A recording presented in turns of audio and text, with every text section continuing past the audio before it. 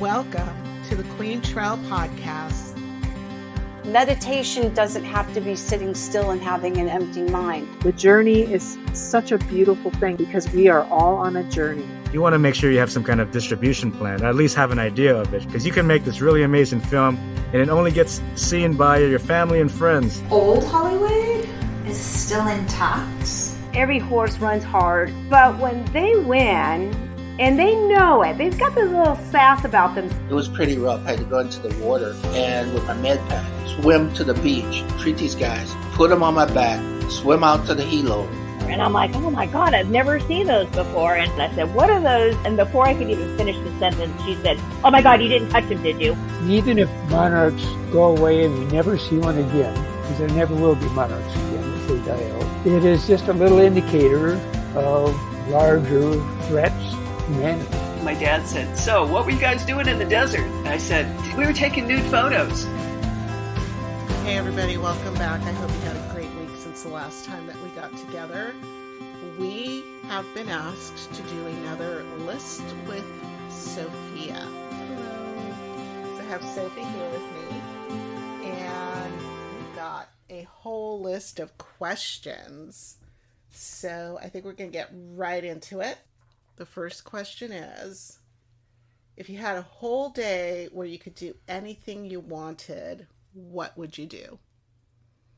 It depends on where I am, what I'm doing. Right now I would probably just study if I had a whole day to do nothing, because I've got finals coming up and I'm almost done with school, so that's what I would do. If it was during the summertime, I would probably go to the beach and go swimming and get some ice cream. Yeah. What about you? If I had a whole day where I could do anything that I wanted, I would sleep in for sure. Mm-hmm. But because this is a day where I can do anything that I want, I am going to say that I can break time barriers. So I can sleep in, but it's not going to be too late to get out and go on a hike. Definitely would do like a nice long hike, like when we went to the Devil's Chair. That you can go alone. That was like a 12-mile hike. It was terrible. I don't think it was 12 miles. It was at least 10. It was the longest thing I'd ever done. And then we had to like race the sun because we got there. Not because we got there late, but because it was such a long trail that it took us 6 hours or something. I think we got there a little late because we weren't expecting it to be as far away from us as it was. I mean, you had to cross the whole entire Angeles Forest, traverse the Angeles Crest Highway, get out on the other side. It was in pear blossom. It was glorious. That was such a great hike. So I would definitely do something like that. Probably go somewhere for dinner, stay up and watch a movie. Yeah. That would probably be my perfect day. Or I would travel somewhere. But I'd require more than just a single day. Yeah. You know? Yeah. Next question. What do you need more of in your life? Time. I feel like there's so little time to do everything that I want to do, and it stresses me out. Yeah. Like what's everything that you want to do? Day. I want to study. I want to crochet. I want to go to school. I want to hang out and chill, not be too stressed, you know. Yeah. There's a lot of things I want to learn how to do. So I'm always thinking, oh, I want to take this class, or I want to take that class, or I want to read this book. And then I read a couple of pages and I'm tired and ready to go to sleep because I've done so many other things. But yeah, more time, definitely. I think that probably would be the number one answer for most people. Mm-hmm. Regardless of how many time management classes there are out there and books and all of that sort of thing. I think that there's a difference between getting a bunch of things done and spending quality time getting a finite number of things done. Yeah. You know, you can get so busy that the things that you're doing are meaningless because you're just trying to complete the task. Right. You're trying to complete each task or get from one thing to the next. So I think time would be it. And I think that the older you get too, your interests begin to grow, right? You're getting older, you're learning more things, you're having more experiences, you're learning about more things that you can experience. And so almost at a same pace, your interests are widening as well. Yeah. I think it goes beyond time, really, because you think of, oh, what I need more of in my life is time, but you also need more dedication, more focus, understanding what you want. But if you had the time to plan for it, you know, because not everybody has the time to think about what they want because they have to work or go to school or take care of people. And I feel like if we had more time, or I guess less responsibilities, it would be easier to figure out, oh, is this really what I want to be doing? Less obligations, you mean? Yeah. But in between the obligations... And then you would figure out that you want to dedicate this extra time to this practice or to learning this new skill or to sleeping. You want to dedicate the time in between the obligations to figuring out how to reduce those obligations so that in turn you get more time. Well, yeah, right? How to so fix it's kind this, of how to fix a little situation. bit of a strategy there. And then once you have that extra time, then you can spend it focusing on what it is that you want to do and making those choices. But I think a lot of times what happens is that we have time. We just choose not to spend it perhaps wisely. And I'm saying perhaps because I think having downtime where you're just not doing anything, either not doing anything, just sitting there, you know, like I remember when I was a kid, just laying on my back in the grass and staring at the clouds. And we had disposable cameras and I would try to take pictures of the clouds when they shifted. That was actually my pursuit for a while. It was just to take pictures of clouds and just sit there and watch them. Bill Waterson, the creator of Calvin and Hobbes, I think there's a quote attributed to him. I'll put it in the show notes. Something about time wasted doing what you want is not wasted time. There's another quote attributed to John Lennon that is similar to that. But I think that we really need to spend time doing nothing for parts of the days. Well, we weren't meant to be working 40-hour work weeks. Cavemen never did that. I mean, they were going out hunting. Their real concern was shelter and food and safety. But they never had to spend that many of their waking hours just working like that. Mm-hmm. And the reason why we think that we're wasting time is because of that sentiment of, oh, you need to be working and you need to be making money to be a productive person in society, and you can't have your own little hobby or even spend time enjoying the silence of your own brain without something coming up to push you off and be like, oh, this needs to be more productive. It's kind of like that bigger, better, faster, do more. Like we just want to be like a computer, like know all the answers, get it done right the first time, etc. And there's no room for leisure. So I guess what I'm getting at is that it's not just a time issue, it's how we choose to spend that time, what our perception is of how we're supposed to be spending that time. I think we need to be more conscious of how we're spending the time that we have been allotted and treat it like the gift that it is. And make choices that are much more fulfilling so that when we're actually enjoying what we're doing, it feels like we're spending our time right and perhaps we have enough time. Yeah. You know? I agree.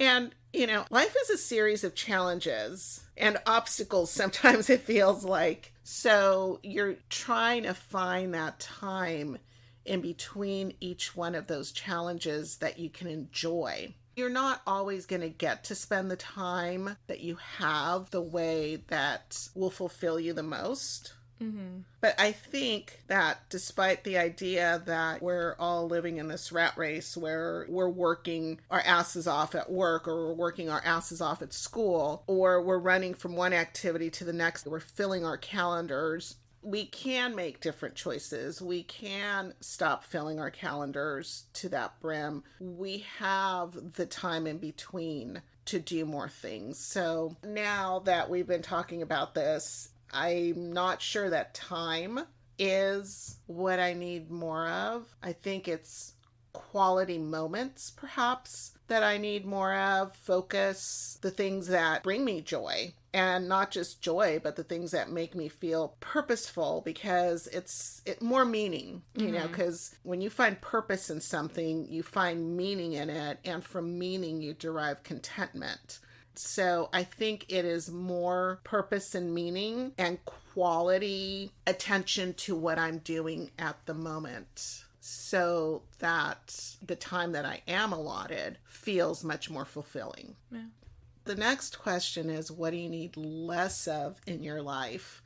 And before we even get started on that, I just think that it's really interesting how it's so much easier for us to talk about the things that we don't want, or that bother us, or that we need less of, than it is to identify the things that we want more of, that create fulfillment, So I think this one's going to be a lot easier to answer. But what do you need less of in your life? Well, I guess this relates to what I need more of. I need less stress. And if I had more time, I think I would be less stressed about school and the future and all the things that I need to get done. Yeah, if I had less stress. It's also, knowing about the negative things, I think, is part of the human condition. I think being able to identify the negative things is just a part of being a human being. And it kind of sucks because, more negative news gets more attention than the positive news. It's like when we're like, oh, what do you want to eat? And then I'm like, I don't know what I want, but I know that I don't want sandwiches. It's a lot easier to identify what you don't want, or what is, bad, than what you actually do want, or something good. I think part of that is because the things that are negative impact us in really big ways. The bad things, the really bad things are few and far between. Mm-hmm. But they're so impactful. They shake up our lives. They're just huge disruptors to the paths that we are on, that we notice them. Whereas the good things are happening all the time, every moment. You just grabbed your phone and took a picture of Sithy because she's so dang cute on the couch, right? That's a good thing. The good things are like glitter falling around us 24/7. They are there, but they're small. And you can become blinded to that glitter that's always falling around you. But when it's not falling, that's when you notice things. And It's a big impact. It's like the environment has changed, or I'm not going to be able to do XYZ. You get in a car accident and now the rest of your day has been changed. We say the rest of our day is now ruined. Of course it sucks to get into a car accident. But is the rest of your day really ruined? Remember when I got that flat tire? I'm just going to relate it to this car accident. When I got that flat tire, holy cow, that ended up being 4 hours of my day changed. I didn't get to do all the things that I wanted to do. I didn't get to go to the farmer's market. I didn't get to go to my parents' house. I didn't get to make the phone calls that I needed to make or whatever, because I got home so late. But in the process of it, I had a friend, Mike, come and hang out with the car for almost the entirety of that time, because he was able to do some work while he was there. And I'm eternally grateful to him for doing that, because I broke down in a bad spot. But I made friends with the tow truck driver, and he had a very interesting story to tell me. So my day wasn't ruined. It was just changed from what my expectations were. But when your expectation is whisked away... Well, we don't like change. And it's kind of like that quote where it's like, a healthy man wants a million things, a sick man only wants one to get better. It's like when your day is going fine, you're like, oh, I can do this, this, and that, blah, blah, blah, blah. But then one thing changes everything, and you're like, oh, I just want to be at home. Or I just want to get over this situation. It's like you don't realize what you have going on until it's taken away from you. That happens a lot. I'm just trying to think of what I need less of. I tend to be really good at identifying things that I need less of and removing them from my life. So they're not a constant part of my life. The thing is that there's constantly things coming into your life that are this mixed bag of people and opportunities or situations, bad opportunities, good opportunities, and you're constantly having to weed through that. It's like the slow mudslide that's never going to end. And you have to weed through all of that stuff. But I'm pretty good at taking the things out that cause me distress. Unless, taxes, okay? Taxes cause stress. But I'm going to do my taxes because not doing them is going to cause more stress. So sometimes you've got to do certain things, but there's things that you don't need in your life that you can eliminate. Yeah. So, you want to pick one? I feel like these are all, sad. Some fun questions. Which book or movie impacted you most growing up? Oh my gosh. There are so many because I am not currently an avid reader, and I need to revisit that because the joy of reading was paramount in my life when I was growing up. And so I'm going to probably pick a couple. The first one is, usually it's a challenge that causes me to read something that really impacts my life. When I was in second grade, I saw James and the Giant Peach by Roald Dahl. And it's a nice fat book, especially for a kid. I don't know. I haven't seen it lately, so I don't know how big of a book it really is, but I know that this was hardback. There were pictures in it. There were fantastic pictures of birds flying a peach through the sky, Aunt Sponge and Aunt Spike falling down the hill. Okay, now look, I don't think I have read James and the Giant Peach since I was a kid, and I remember Aunt Sponge and Aunt Spike, who were really horrible to poor little James. Yeah. The centipede popping out of that giant peach and all the adventures that they had in there. These were just pictures that I was looking at, and my imagination just soared. And so I took it up to the librarian. And there's a lot of things that I could probably attribute the librarian's response to me. But I took it up to the librarian, and she looked at me and she said, "Oh, honey, that book is too advanced for you." Oh my God. And I remember in my second grade mind looking at this lady and thinking, let me prove to you that I can read this. And I think part of it was, this was the 70s, so there were reading tiers, right? So you could read this tier of books from age or grade.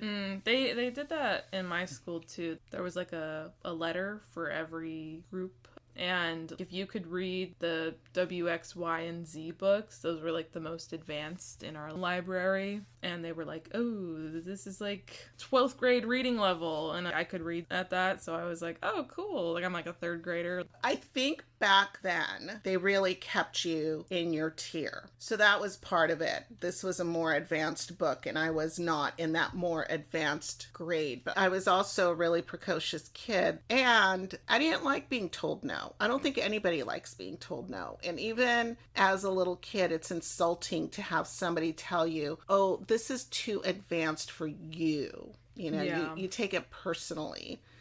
And she was a white librarian, and I was a little Hispanic kid. I felt at different times in school, especially back then, intelligence was directly correlated to race. Mm-hmm. And I've thought about this librarian several times in my life because she stopped me from getting books prior to this. Anyway, I got this book. I had to argue. She said something like, you've got to read one chapter by this date, and if you can't, you have to bring it back and get a book that's not quite as advanced as this one. And I had read like half of the book by the time that came up. I was able to answer her questions, and she was satisfied that I knew what I was reading. But I would say that is one of the books that was really impactful in my life. It wasn't so much the story, which is a fantastic story. I mean, it's Roald Dahl. Yeah. But it was the fact that I was doing something that somebody told me that I did not have the capacity. Not that I couldn't do. So it wasn't like some law or rule that I was breaking. It was that I had been told I didn't have the capacity at that time to be able to accomplish this feat. And I accomplished it. And my love of reading was probably, to be honest, initiated or solidified with that book. Mm-hmm. And challenging myself to read at levels that were greatly above where I was supposed to be. So I think I was about 12 or something. I was at my friend Kelly's house. She lived like 3 or 4 houses down. And her mom, Bobby, and Kelly and I were talking about books that we liked. And Bobby, she's just so sweet. She knit and just listened to us. And they were from the South, so she had that calm, warm Southern drawl when she would talk to us. And she goes, I just finished a really good book that I think you will like when you're old enough and ready to read this, which were the magic words. Yeah. And she said it was Stephen King's The Stand, which is definitely a very fat book. I mean, that is a huge book. And there's no pictures in this book. It's all words. So when I got my allowance that week, I went to the store and I bought Stephen King's The Stand, devoured the book, loved it. I've probably read it 5 or 6 times. There weren't self-help books. I think this question might be geared a little bit more towards what book changed your life because you read something mind-shattering in it that compelled you to do XYZ. But these were books that I was told were not available to me. And they challenged me to challenge myself and proved to me that not only could I understand these concepts, not only could I understand these words, I was able to do what somebody had told me that I couldn't. Yeah. In terms of books that have been really instrumental, there's a couple of them, and I don't know, some people are gonna, cheer me on for mentioning this author, and some people are going to turn around and barf. But before politics became the ism, the thing that defines so many people, talk show hosts were moderates. They were right in the middle, which is why there was so much good talk. Now you have to choose who you're going to listen to because all you're going to hear is that echo chamber, whatever end of the spectrum it is. So back in the early thousands, there was a talk show host, and I think he's still talking, I don't know, Dennis Prager, and he would have a happiness hour every Friday. That happiness hour had to do with everything that affected your happiness quotient. The things that made you happier, the things that made you less happy. And he put a book out that was called Happiness is a Serious Problem. I loved that book. I don't know where it is. I should read it again and see if I still like it. But there were a lot of good concepts in that book about how to become a happier person, the things that affect your happiness. He had a study in there about how people's happiness quotient was reduced after the introduction of television. There's actual studies that correlate to this. Mm-hmm. Prior to the introduction of television, families spent time together talking. Well, you can't do that when you're watching a show. You've got to be quiet and allow the show to talk to you. So television did a lot to separate families, and it was at the time what social media is today. It was, it absorbed so much attention and built a wall between families So anyway, I thought that was a really good book. And, also I was listening to the Happiness Hour every week. So maybe the book wasn't as influential on its own. I had this background. But I think, too, David Sedaris, hysterical, just like finding the humor in bad moments. His books are great. And then Malcolm Gladwell just shining the light on why things are the way that they are. Yeah, Outliers. You're like, oh my God, yeah, that makes so much sense. All of this math and timing, and it's so logical that you're like, oh yeah, that's why like Mark Zuckerberg and all those people are so popular and famous. And well, it's not just being born at the right time in the right place, etc., but was it 10,000 hours? Malcolm Gladwell's 10,000 hour formula. So if you can put 10,000 hours toward any one skill or hobby or interest, you will become an expert in that. Yeah.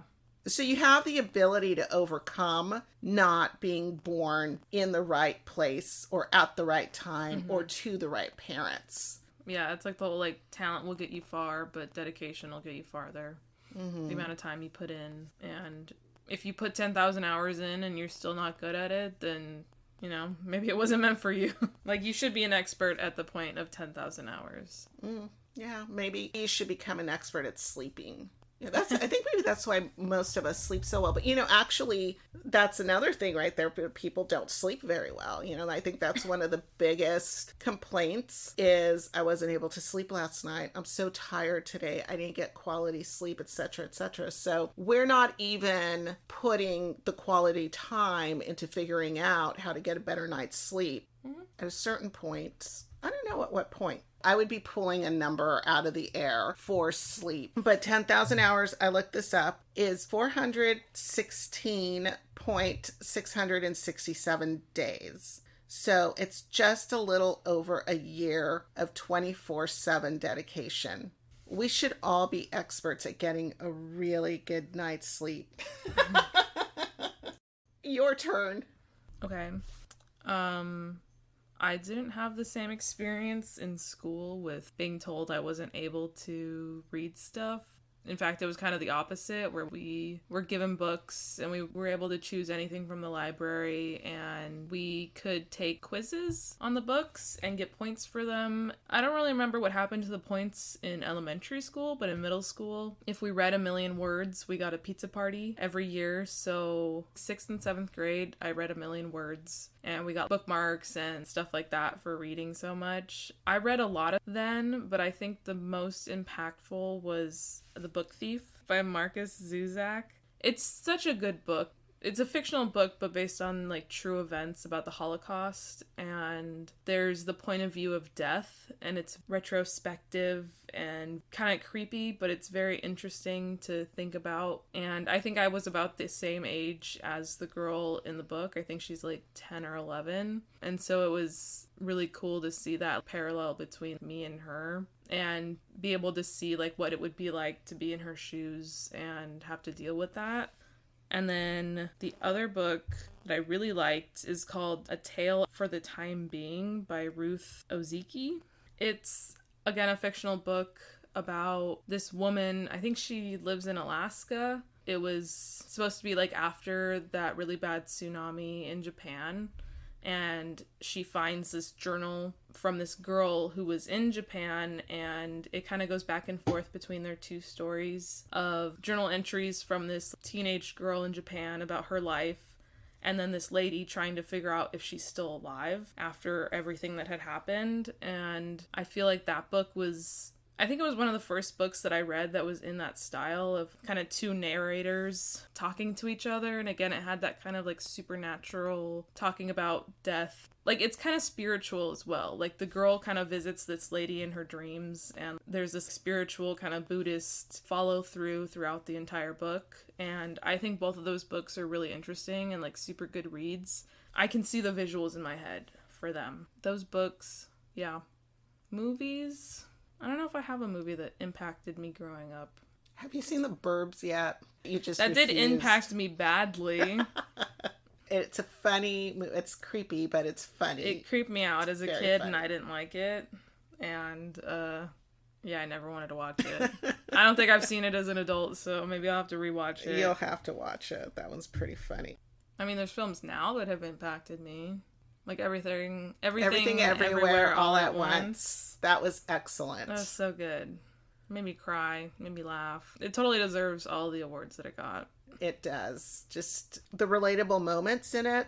It wasn't realistic at all, but you've had those moments where you feel like it's you against these relentless monsters coming at you, or you just can't, get something within a manageable place with those hot dog fingers. Yeah. There was just a lot, and it was all, metaphorical, but in the end, when they bring it all together, it's a really good story. I think in a way, not quite as deep as that was Life is Beautiful, which we watched on the plane on the way to Korea. God. That was so sad, but also very good. It's one of those, like, you're crying, but you're like, oh, in the end, it is okay. Mm-hmm.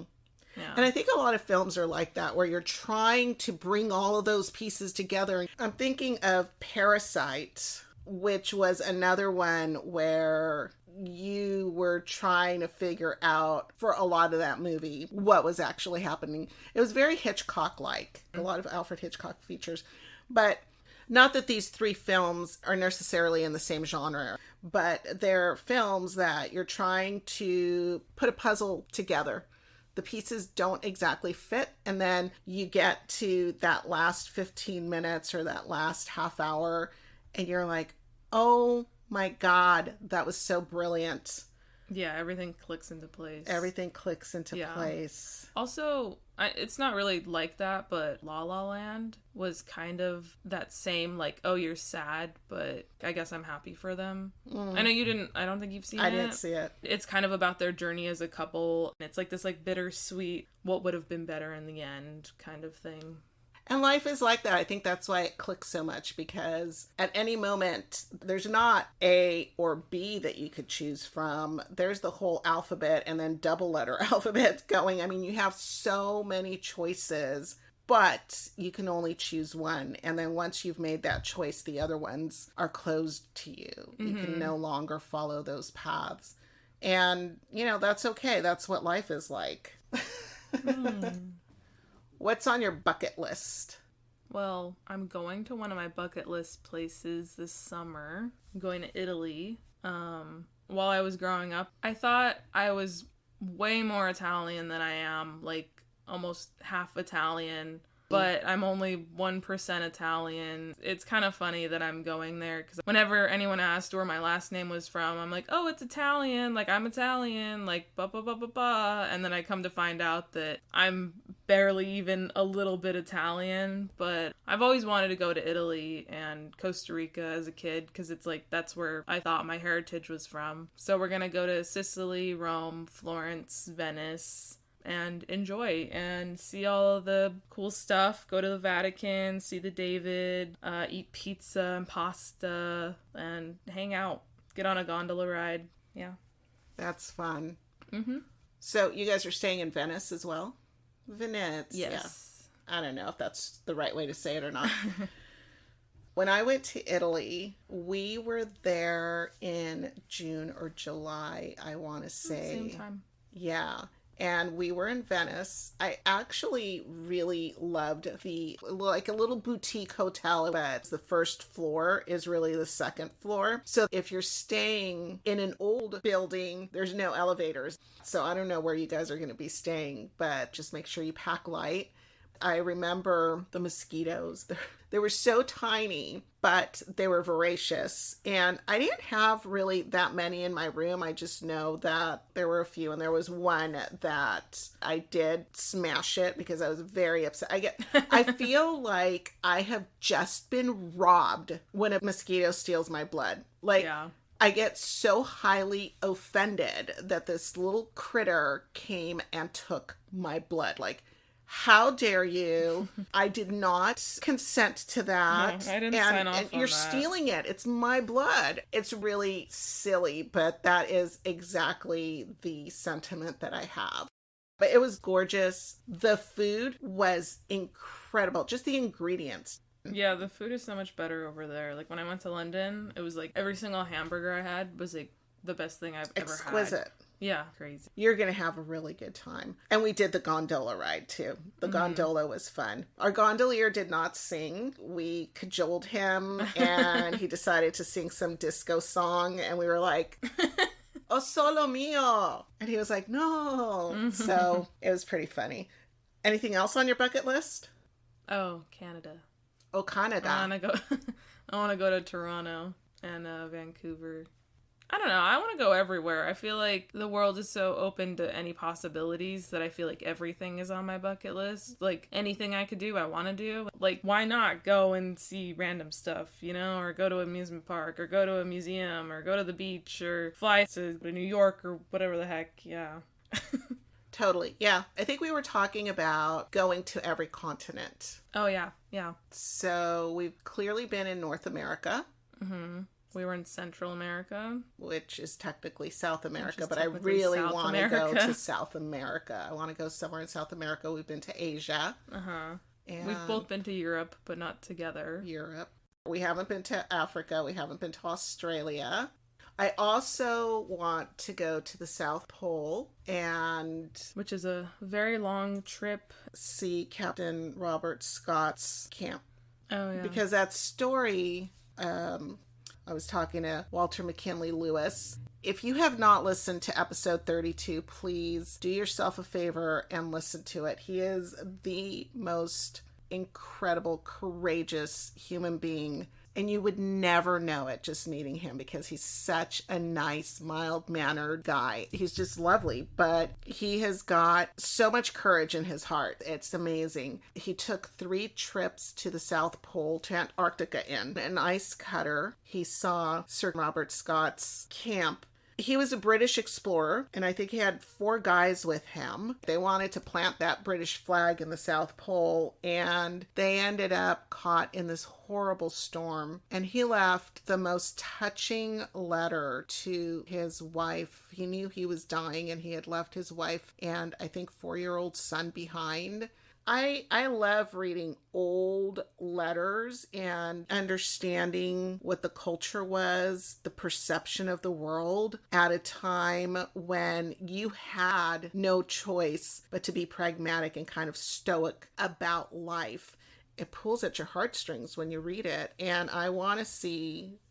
Walter told me that he saw this place and that it is still intact as the day that Captain Scott was there. Mm-hmm. And I really want to go and see that because that's a story that had an impact on me. It wasn't a film and it wasn't, I'm sure that there's films about this. Yeah. But it was a National Geographic magazine article. Mm-hmm. That's on my bucket list, seeing all of the continents. I probably have a lot more. It would be like a super long list. I would like to become an expert in a lot of different things. On my bucket list, I have kintsugi down. So kintsugi, it's a Japanese art of putting broken things together and honoring their previous life by gilding it with gold after you put these pieces back together. It's a detailed process and it just has this meditative quality to it, like clay throwing or kneading bread or, you know, anything that really takes a creative pursuit. So I have things like that on my bucket list. I want to participate in many more adventures. I think that whenever I do those crazy hikes or come back with the stories of how, you know, I almost died kayaking because I got caught in a storm, not because I was not paying attention to the weather, which is true, I was not, because we had a guide who was an expert who was supposed to be paying attention to that. Making it through those challenges is really, you know, like to me, I don't know, some people may not agree with this, but for me, it's like, wow, that's living like I did something, you know, and that's kind of awesome. Yeah.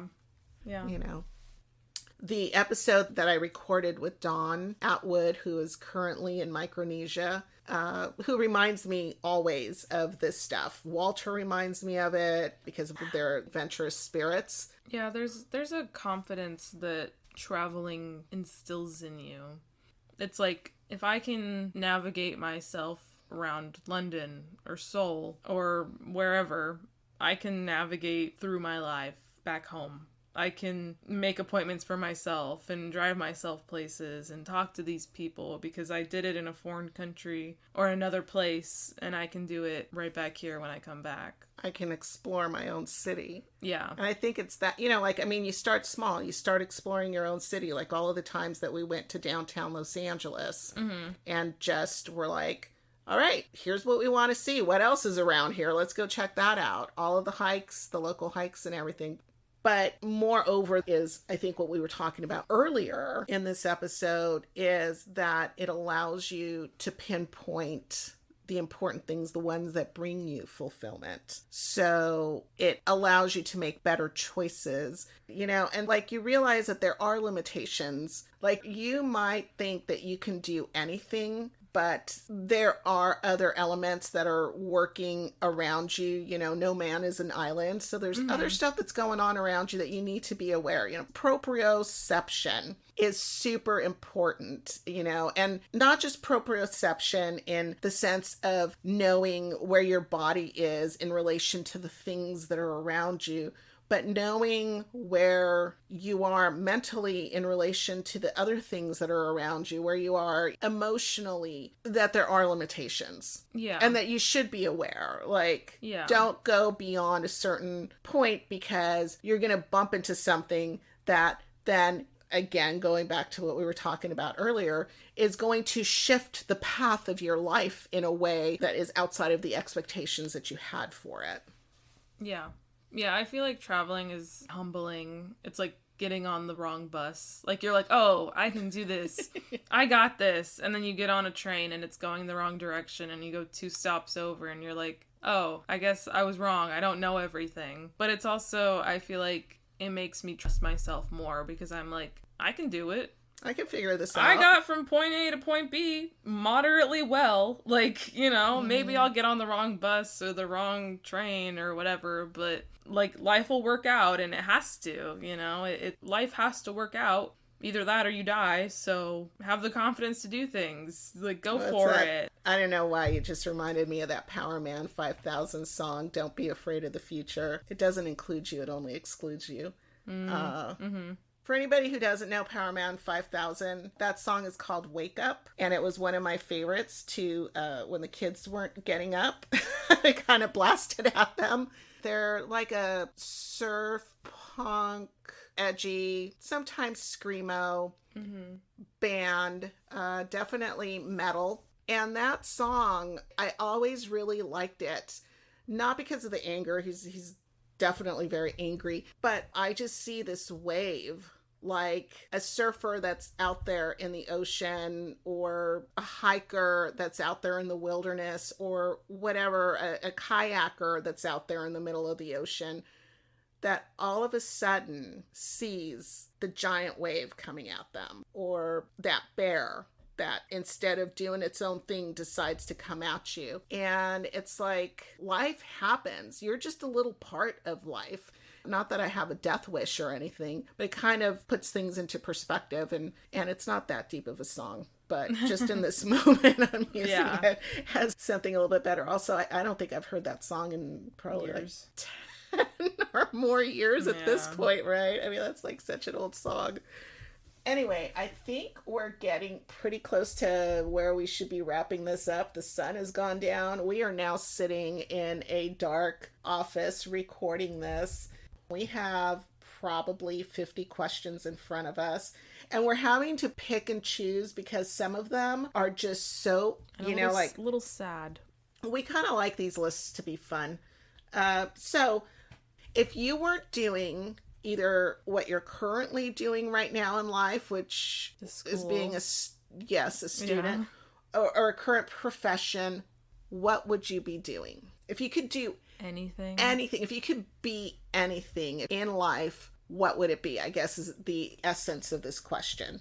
Well, right now I am making a small wardrobe for myself with crochet, and if I could make that a full-time job, that would be pretty cool.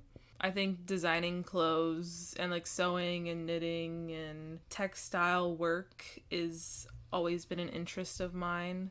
Growing up, I never really understood what colors went with things, so I just kind of put stuff on that did not match. And that was my way of expressing myself. But I'm making a skirt and a vest and possibly a bucket hat for myself for Italy. And I think it'd be really cool to design dresses and tops and stuff like that. I follow a lot of people who make patterns all the time, and everyone's so creative with what they do, and I think it'd be super cool to dedicate all of my time to just making garments and selling them.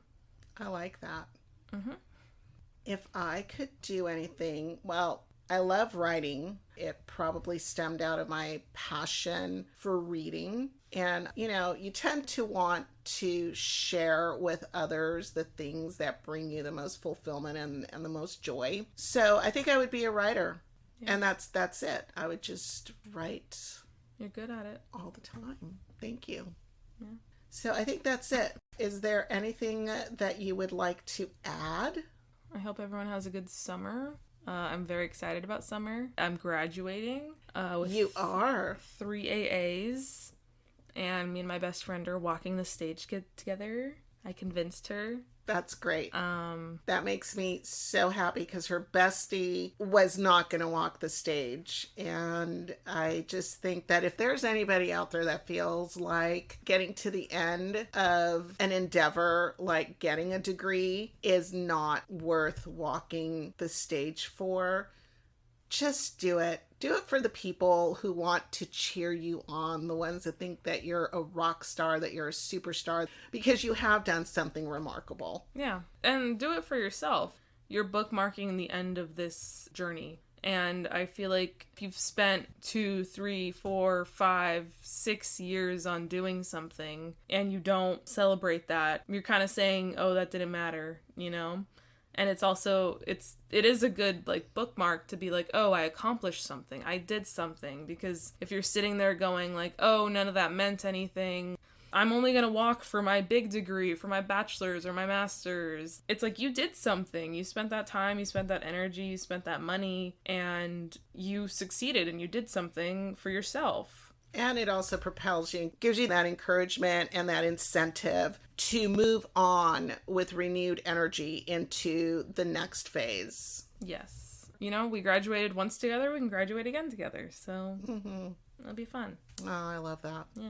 And then we're going to go to Italy. And then you guys are going to Italy together. So that's a really big bookmark on that. It's a graduation gift. So nice, nice. And maybe my Macjoli will turn out right. When we were in Korea, I thought it was like a vending machine, and I walked up to it and I go, oh, look, there's that rice wine. And all of a sudden, this woman that comes over, and she was being persuasive, to say the least, trying to get me to purchase a bottle of this stuff. And I do not like sake.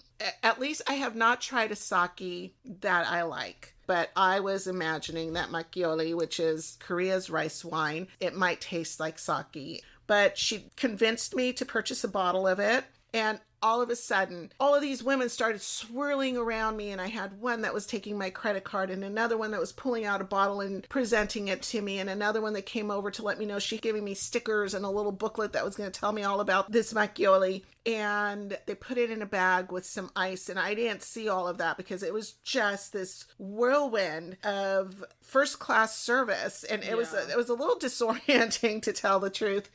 And it wasn't until we got to the hotel room, because I was going to bring it back, that I realized that it was packed on ice. And it's made with nuruk, which is kind of like a yeast starter. It's what creates that mash, along with the rice that ferments. So I think that if you get the temperature up too high, it's going to kill the yeast because it is a living organism. So I had to drink it while I was in Korea, and it was delicious. It was really good. One of the best things I've ever tried. It tasted like summer fruits, and you cannot find quality macchioli in Los Angeles. So I got a recipe. I ordered all of the stuff, and I'm making my first batch of macchioli. We'll see how that turns out. It's going to take 10 to 14 days, and maybe we'll be celebrating with it for your graduation. Yeah. Hopefully it tastes like peaches. Yeah. All right. Until next time. Yeah. Bye. Bye.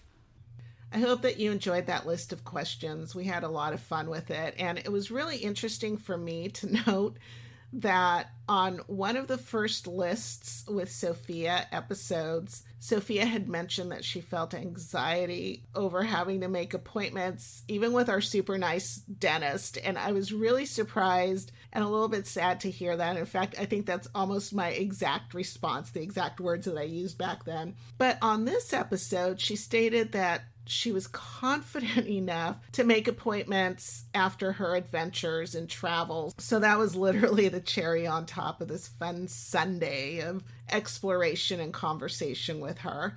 Check out the show notes for selected links. Also, keep sending me your questions and comments. I love reading them all, even if I don't always respond. Please also take a moment to rate this episode because your ratings really do help move this podcast closer to the top of searches so that my friends and I can reach more people. I'm looking forward to sharing more upcoming In the Company of Friends talks with you.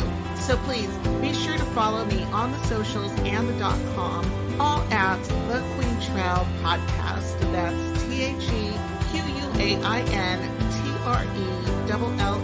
Podcast. I am Sil Annan, The Queen Trell, and until next time, I wish you passion, adventure, confidence, intrepidness,